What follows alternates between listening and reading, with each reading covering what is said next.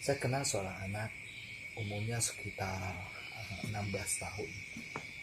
Sebut saja namanya Ari, nama samaran Ari. Dia menceritakan sebuah kisah yang saya rasa sangat menyedihkan dan menarik untuk dibagikan dengan teman-teman. Anak bernama Ari ini tinggal di Pemangkat, lahir di Pemangkat, tinggal di Pemangkat, masa kecilnya di Pemangkat, Kalimantan Barat. Si Ari ini punya seorang ayah penjudi, pemabuk, preman lah. Pada saat ia kecil, menurut ceritanya itu ya, ayahnya ini kalah judi, nggak ada duit. Kakaknya yang berusia sekitar 3 tahun lebih tua dari dia dijual oleh bapaknya.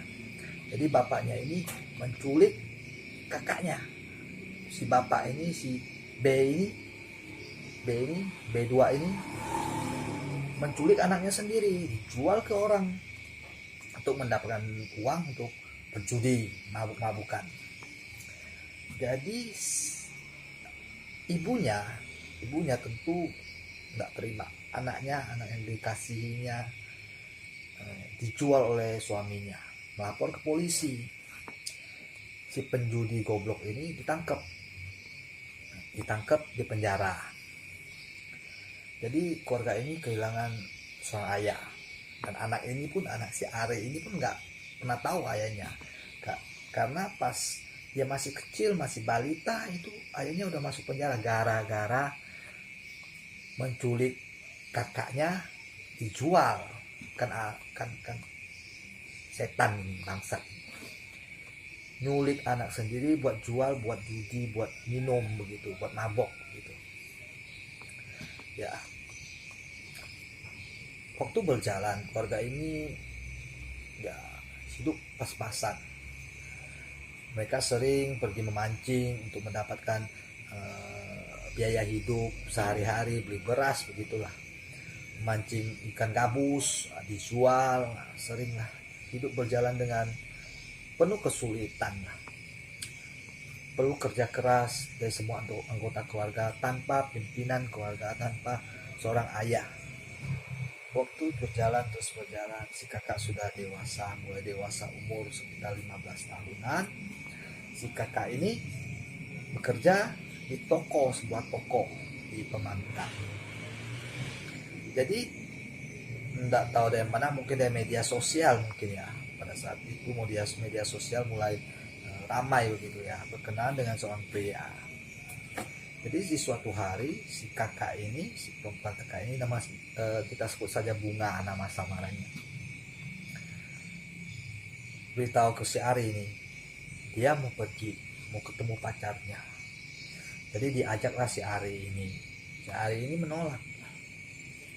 Bunga ini naik bis pergi ke kampung pacarnya ini tanpa restu, tanpa pemberitahuan kepada ibunya, keluarganya. Tinggal dan menikah dengan pacarnya ini. Kita lanjut. Si maknya kan terus marah dong, kesal dong, anaknya kok begini, tanpa pemberitahuan tiba-tiba ngilang, kawin lagi kan, tanpa restu.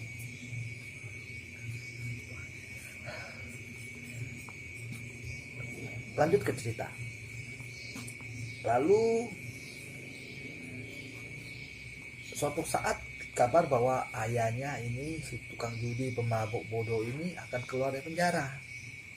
Jadi nenek si Ari ini, ibu dari si Napi ini, tukang mabuk, tukang judi ini, beritahu ke maknya si Ari, ibunya si Ari, dah lu pergi aja sama anak kamu, ini orang pasti rese, pas keluar penjara pasti bikin masalah, pasti balas dendam. Dasarnya orangnya memang otaknya konslet, nggak benar otaknya. Jadi maknya Ari dan Ari ini kan takut kan, pasti orang ini nggak akan ngelepasin mereka, pikirnya kan begitu. kabur dari pemangkat itu, kabur dari pemangkat, datang ke suatu tempat, cari temannya, sempat nginep, terkatung-katung, nggak tahu mau kemana, nggak ada tujuan yang pasti. Jadi akhirnya maknya ini memutuskan membawa si Ari ini bertemu dengan kakaknya. Sempat tinggal di rumah kakaknya, juga tidak ada kecocokan. Akhirnya membawa Ari pergi lagi. Lalu mereka tiba di suatu daerah. Di situ keduanya, saya juga kurang jelas, ini juga nggak diceritakan secara mendetail oleh si Ari ini. Jadi emaknya ini menitipkannya kepada seorang ibu penjual bakso. Dititipkanlah di situ. Lalu emaknya ini tiba-tiba ngilang, pergi. Waktu berjalan, si Ari ini tinggal bersama si ibu ini dan keluarganya tanpa sekolah, sehari-hari mengerjakan pekerjaan rumah. Semua pekerjaan rumah dikerjakan oleh dia yang masih kecil. Untuk namanya anak-anak ya, masih pengen bermain sama teman. Jadi si Ari ini akhirnya kabur. Menurut cerita si Ari, perlakuan dari ibu ini juga kurang baik. Kenapa? Dari penuturan dia, makan satu butir telur saja disebut mencuri. Logikanya aja, saya tinggal di rumah ini, ada telur, saya lapar, saya makan, saya mengerjakan seluruh pekerjaan rumah di sini. Masa dianggap pencuri? Kan keterlaluan. Jadi sampai hari ini, si Ari ini nggak pernah lagi bertemu dengan kakaknya, ibunya, apalagi bapaknya begitu ya. Si Ari ini hidup mandiri, kerja, mencari sesuap nasi, bekerja dengan seorang yang dermawan yang mau menampung dia tanpa memandang status, dengan perbedaan kultur, agama, sukunya, menampung dia. Yang kita perbincangkan di sini adalah bahwa akibat buruk dari judi itu sangat besar, merusak kehidupan seseorang. Jika Anda berjudi kalah, itu ada rasa sebuah emosi, ada emosi di sana.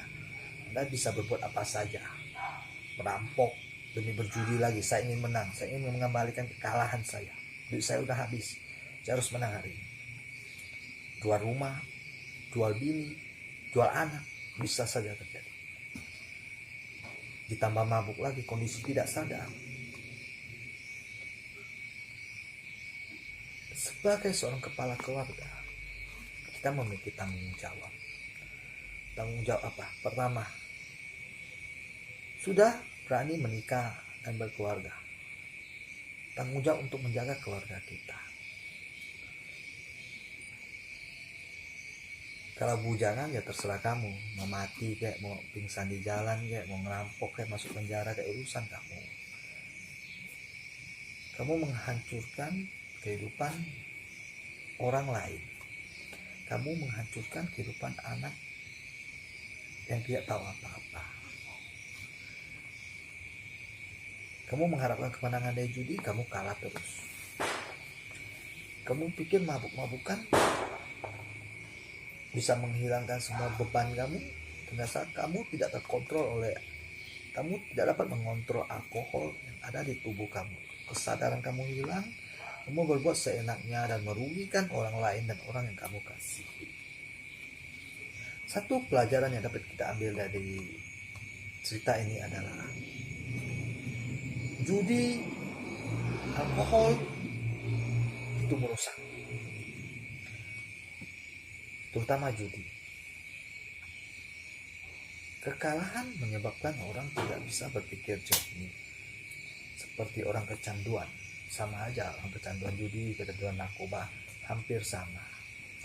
Apa aja berani dia lakukan untuk meraih kemenangan untuk mengembalikan duit yang udah kalah, tapi kebanyakan ya kalah makin banyak. Sekian video ini, saya harap video ini bermanfaat dan tolong subscribe, like, dan share. Terima kasih.